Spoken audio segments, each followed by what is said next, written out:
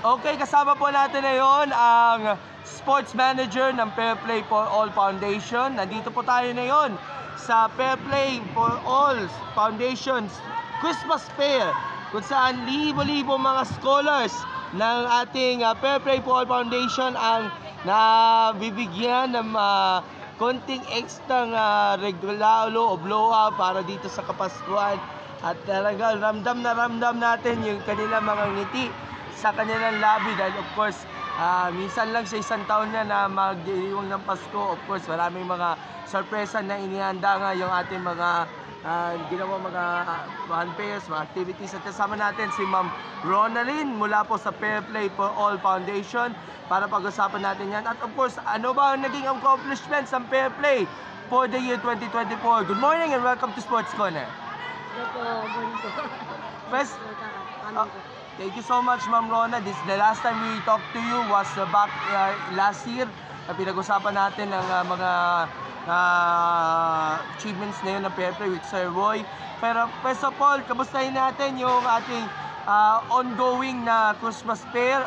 This is actually the first 30 minutes pa lang nitong Christmas Fair. So, and this is the third time na magkaroon nito. So, para po ito sa mga bata dito sa Payatas and of course, most particularly sa ating mga scholars ng Fair Play. So, tell us more about dito sa Christmas Fair natin ginawa na yun. At kamusta ang turnout?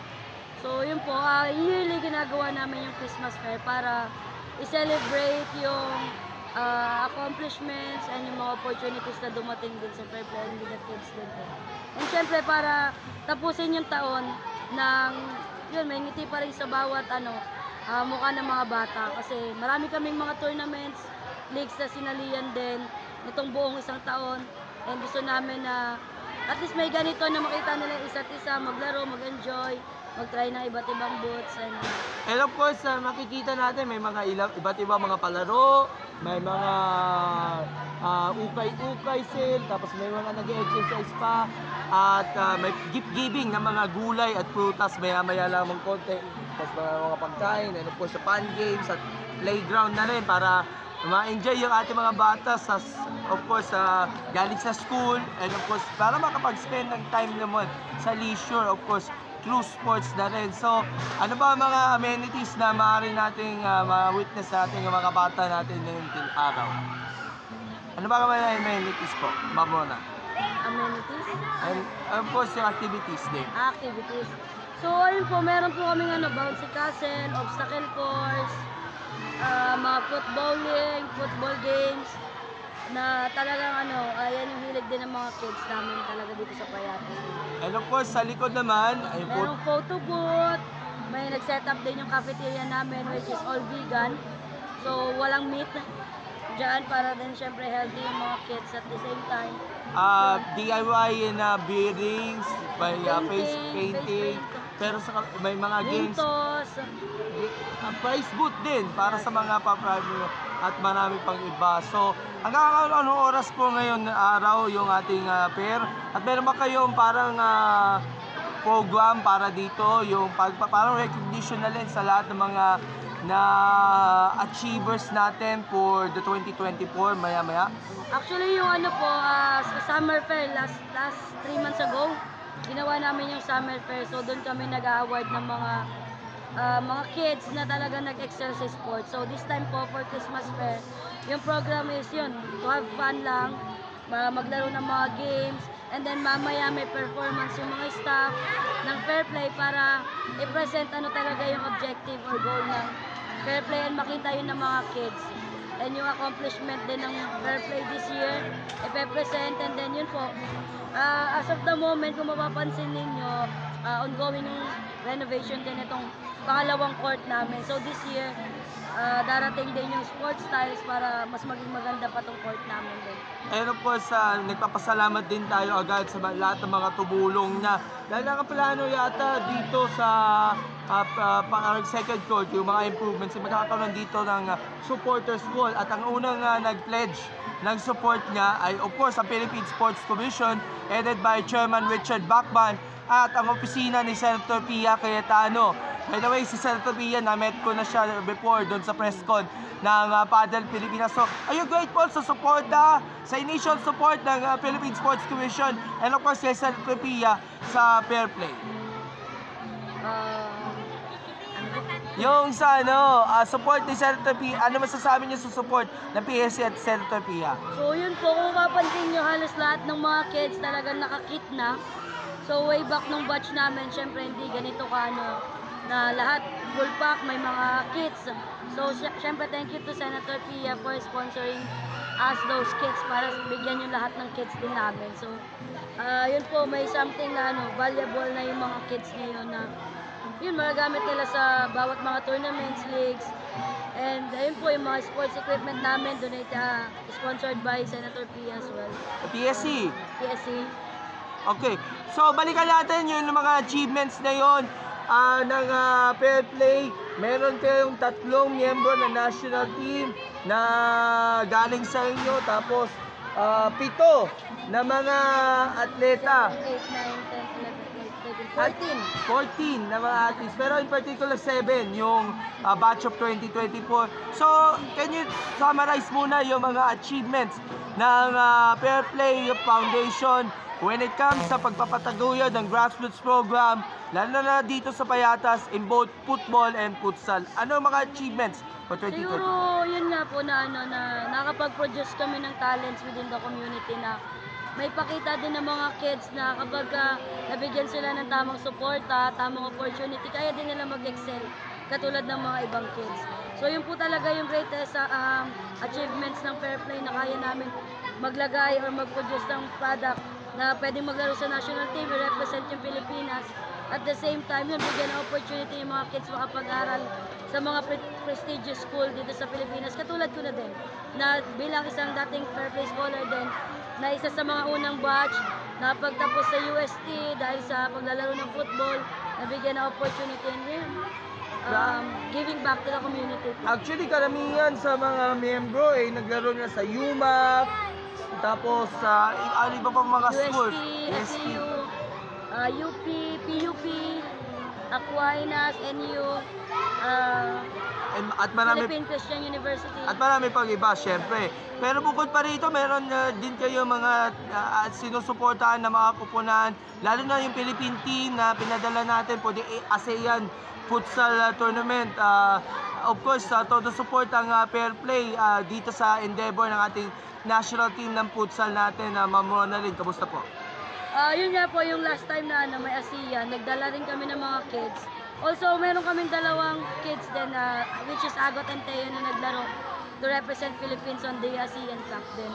As well as nagdala rin kami ng mga kids para mag-mascot during the event. So, bagong experience din sa mga kids namin na makita nila yung mga ate nila na nagtatagumpay, nire-represent yung Philippines sa ganong klaseng stage. Which is yun, gusto rin namin syempre mag-produce ng more talents para doon in the future. And bukod pa rito, meron kayo mga programs na para po ma-develop yung ating mga coaches. Yes po. Kasi sa ngayon, meron tayong 3 level 1 na youth coaches natin, tapos 6 na level 2. Wala pang level 3 up until level 5 sa ngayon. Pero how about dito sa coaching development program ng ating Fair Play? So yun nga po, na-realize din namin na habang tumatagal dumadami yung kids. So which is, dahil dumadami yung kids, kailangan na-level ng coaches kasi kung isa lang hindi kakayanin. Kaya kailangan mag-develop kami ng mga bagong coaches na makakatulong para i-develop din yung skills ng mga bata. And so yun po, from time to time nag-host kami ng mga coaching courses. Ini-introduce namin sa community yung mga older players namin na nakikitaan namin ng potential into coaching.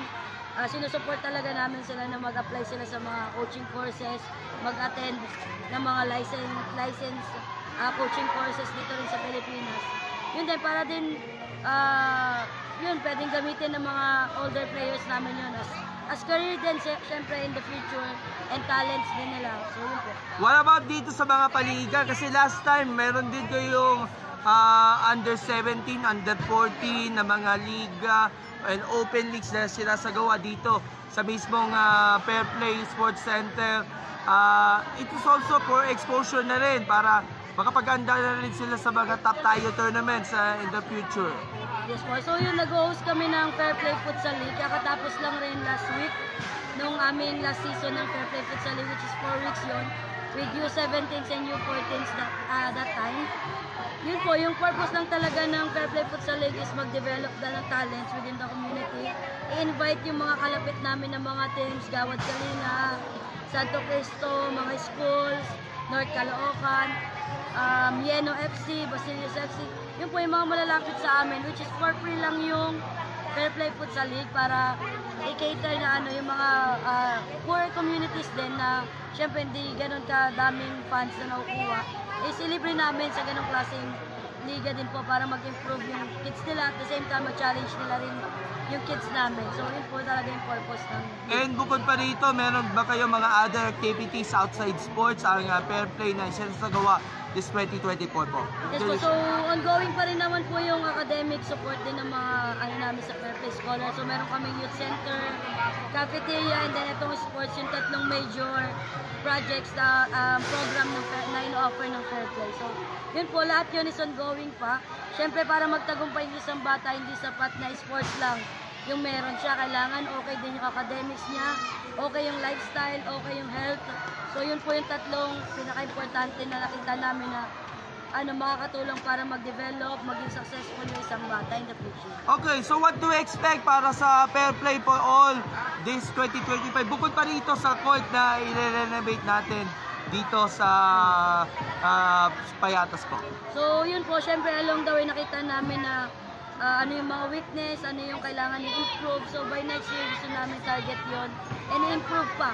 Continuous pa rin yung mga programs namin na ginagawa, renovating, sports coaching, and yun, mag-conduct pa ng mas maraming coaching courses and leagues din dito sa community, mag-invite ng mas maraming teams para yun po, tuloy-tuloy na mag-improve yung mga kids, patuloy na mag-enjoy at ayun po, makakakilala ng mas marami pang opportunity in the future. Alright, so Ma'am Rona, thank you so much for having us here sa interview, and maybe we invite everyone to visit itong Payatas Sports Center dito sa mismong meet, and of course yung social media natin, at magpasalamat na rin sa lahat ng mga taga-suporta on behalf of Sir Roy and the rest of our working staff ng Fair Play for All, Ma'am Roy.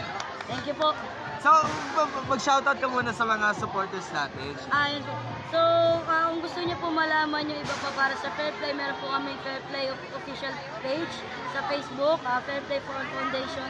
Nandun po lahat ng mga kaganapan na nangyayari within the community po. So, please share and subscribe din po kayo dun sa page namin. And then, yun, special shoutout din talaga sa mga staff talaga na Fair Play na patuloy na talagang nagbibigay talaga ng 100% effort po para mas maging successful yung programa namin. Siyempre, without the help of our sponsors din po, Toy, PSC, yun po yung Australian Aid. Senator Pia Cayetano, siyempre. Yes po, PSC and Senator Pia Cayetano. So, siyempre without those supporters, mahirap gawin yung mga ganitong klaseng initiative. So, dahil sa kanila, patuloy pa rin yung programa. And sana po, patuloy na magsuporta po kayo para mas marami pa tayong kids na yun, maging successful in the future, na hindi lang sila mapunta sa scavenging part. Hindi na tayo, sabihin natin, hindi na sila makamuhay ng mahirap, pero aangat ang kanilang career. At yan ang mission talaga ng Fair Play.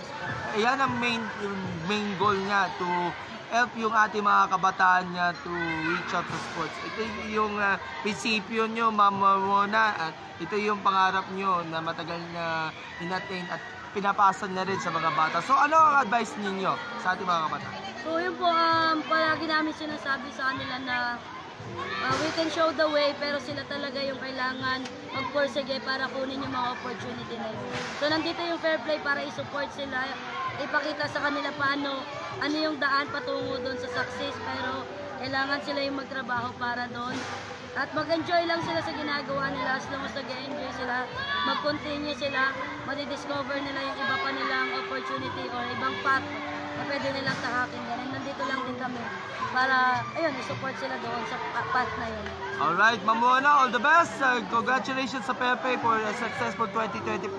God bless po. Maraming salamat. Thank you. Maraming salamat po. Thank you po. Thank you so much. Okay, so picture muna para matapos na